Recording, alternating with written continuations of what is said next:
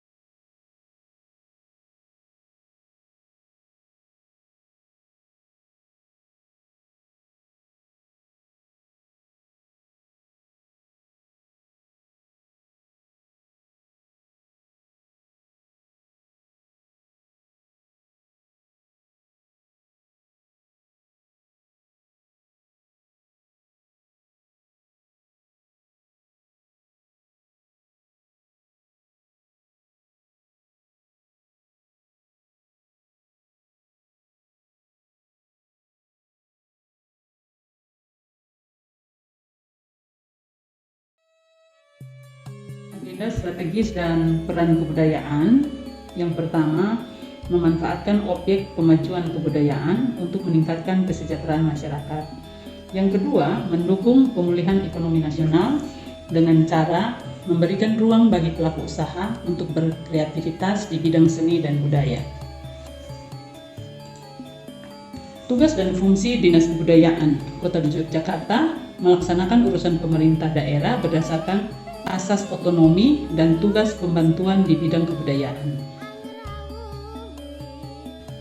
Dinas Kebudayaan Kota Yogyakarta terdapat 3 bidang dan 2 UPT dengan tujuan peran serta masyarakat dalam pengembangan dan pelestarian budaya menjadi lebih meningkat. Masalah-masalah yang dihadapi yang membutuhkan kebijakan tertentu, yang pertama masalah fisik alam, yang kedua masalah lingkungan dan sosial, yang ketiga masalah transportasi, yang keempat masalah penyempitan ruang terbuka hijau, yang kelima masalah kualitas air bersih, dan yang terakhir masalah kependudukan.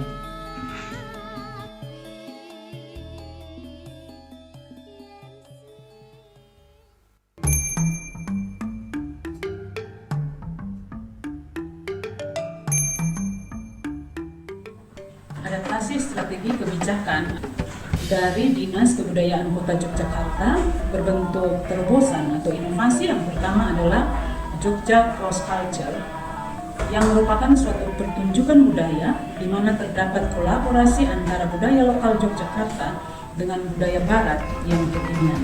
Misalnya, tarian khas Jogja dikolaborasi dengan orkestra Eropa klasik dan tarian flash mob yang kekinian.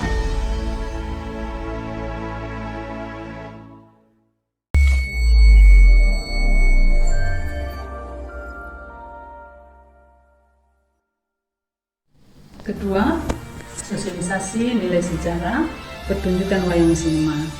Salah satu cara yang tidak konvensional dengan menggunakan media wayang modern untuk memberikan pemahaman mengenai sebuah peristiwa sejarah yang dikemas dalam kisah fiksi sejarah yang menyenangkan. Dimaksudkan untuk memperkenalkan nilai-nilai sejarah lokal Kota Yogyakarta melalui media yang menarik dan kreatif.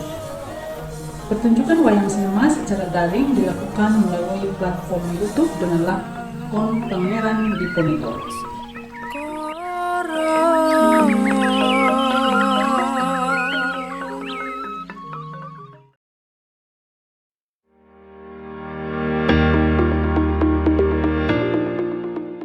Inovasi ketiga, adanya pembuatan materi publikasi permusiuman. Sebagai upaya yang menarik perhatian masyarakat mengunjungi museum dengan teknologi tepat guna, sehingga koleksi museum menjadi lebih informatif.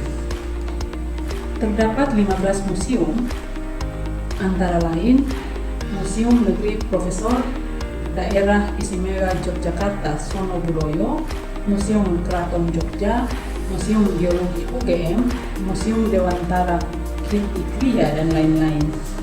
Tujuannya supaya informasi yang mudah diakses oleh semua elemen masyarakat tidak hanya di kota Yogyakarta, tetapi seluruh pelosok negeri.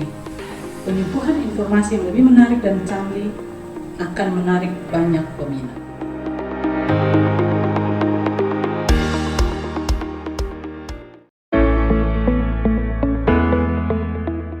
Inovasi keempat adalah pembuatan film sosialisasi warisan budaya dan cagar budaya.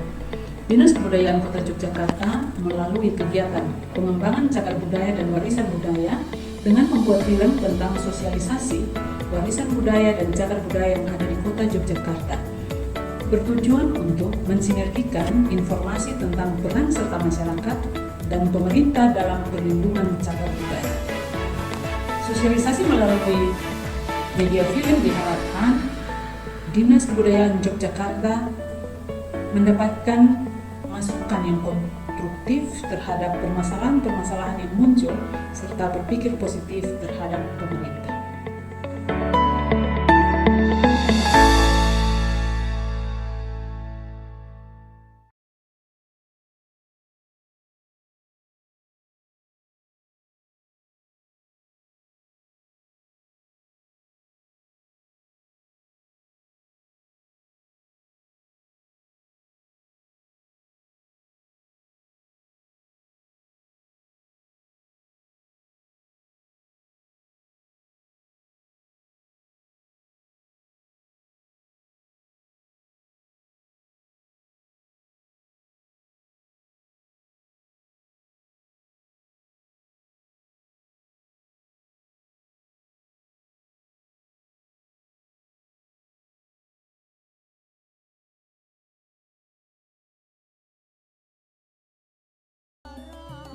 Hasil visitasi kepemimpinan nasional, ada faktor kunci sukses. Yang pertama, kepemimpinan Wali Kota Yogyakarta mengembangkan kearifan lokal. Yang kedua, berkreasi di masa pandemi, mengubah format ke virtual. Kemudian ada strategi komunikasi, juga strategi recovery dan strategi adaptasi. Adopsi dan adaptasi sesuai dengan tema kelompok ini dimaksudkan agar berdampak terhadap keberlangsungan kolaborasi yang baik sejalan dengan perkembangan zaman dan tidak melupakan kearifan lokal. Promosi dilakukan melalui media sosial terhadap masyarakat Kota Yogyakarta, khususnya anak muda yang berimplikasi terhadap perekonomian masyarakat. Adaptasi bagi peserta VKN di Dinas Kebudayaan, ada inovasi yang cukup banyak dilakukan mulai dari Jogja Cross Culture sampai dengan Gemas, Gerakan Milenial Melek Budaya. Yang kedua, untuk pemberdayaan sumber daya dan organisasi pembelajaran, di Dinas Kebudayaan telah melakukan penyusunan program jangka pendek, jangka menengah, dan jangka panjang, juga melakukan evaluasi dan terlihat pada IKM Masyarakat tahun 2020 dengan nilai sangat baik, 78,04. Dan ada usaha pembayaran non-tunai di cagar budaya bekerja sama dengan bank di masa pandemi. Untuk sumber daya, SDM diberikan BIMTEK dan juga asosiasi dan pelaku usaha dilakukan workshop dan BIMTEK. Dalam melaksanakan disiplin organisasi pembelajaran telah dilakukan skala model, mental model, mastery personal, team learning, dan system thinking. Kontribusi pembangunan budaya dalam pengembangan SDM dan penguatan ekonomi masyarakat, salah satunya adalah pengelolaan dan penguatan desa kelurahan budaya dan juga pengembangan rintisan kelurahan budaya. Ini dapat dilihat pada video berikut ini, dan ini akan menunjang pelestarian warisan budaya dan cagar budaya, pengembangan balai atau taman budaya, yang ketiga pengembangan wisata budaya dan pengembangan kearifan lokal.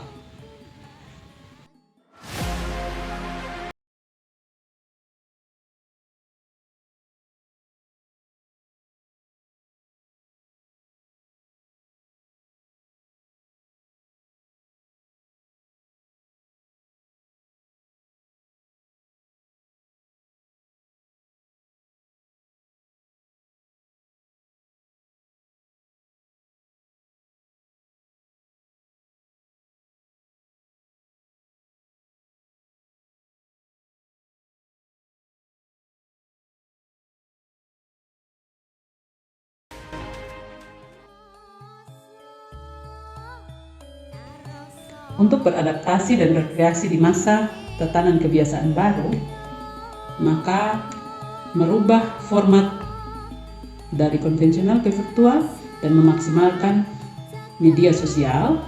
Di sini dilakukan CHSE dan pemasangan barcode di lokasi cagar budaya, menghindari kontak antar pelaku usaha dan pengunjung.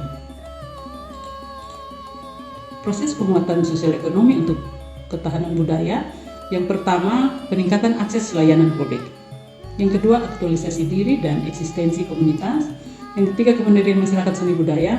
Dan yang keempat, ketahanan budaya.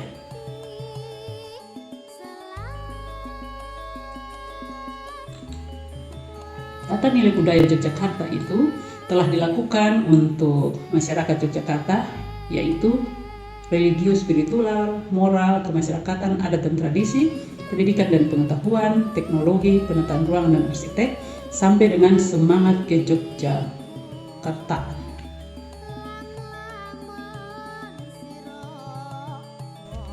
Kita memasuki bab yang keempat, lesson learn. Lesson learn dimulai dengan inovasi kebijakan strategi. Di sini kita melihat banyak inovasi yang sudah dilakukan, mulai dari gandeng gendong, Jogja Smart Service, dan banyak kegiatan lainnya. Yang kedua, pemberdayaan sumber daya dan organisasi pembelajaran. Ini banyak kegiatan yang sudah berubah ke virtual, yang awalnya dari konvensional, karena di masa pandemik ini harus melakukan hal-hal baru yang menunjang kegiatan budaya. Untuk peran kepemimpinan kewirausahaan, program pengembangan ekonomi dilakukan dengan digital. Kemudian, Kota Yogyakarta diharapkan masyarakat bisa berkreasi dan juga milenial tertarik dengan cara yang baru, segala sesuatu dilakukan dengan digital kreatif.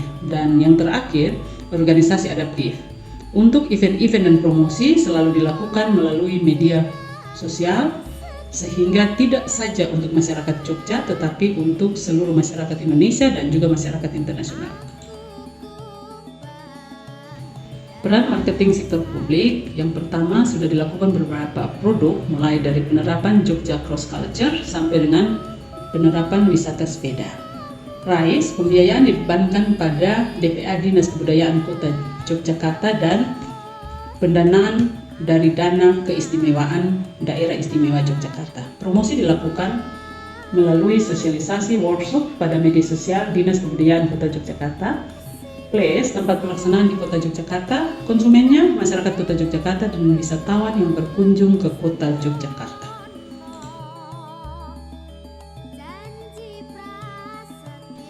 Bab 5 penutup.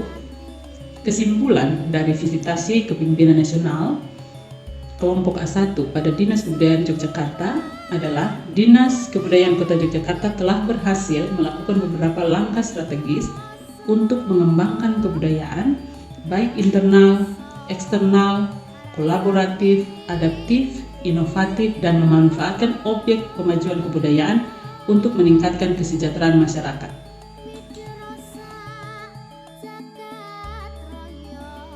Beberapa saran yang diberikan oleh kelompok A1, yang pertama terkait aliansi strategi Wali Kota Yogyakarta agar kolaborasi stakeholder bersama legislatif yang telah berjalan dengan baik semakin ditingkatkan, serta terus mendorong keterlibatan tingkat provinsi khususnya dalam proses kegiatan kebudayaan melalui dana keistimewaan.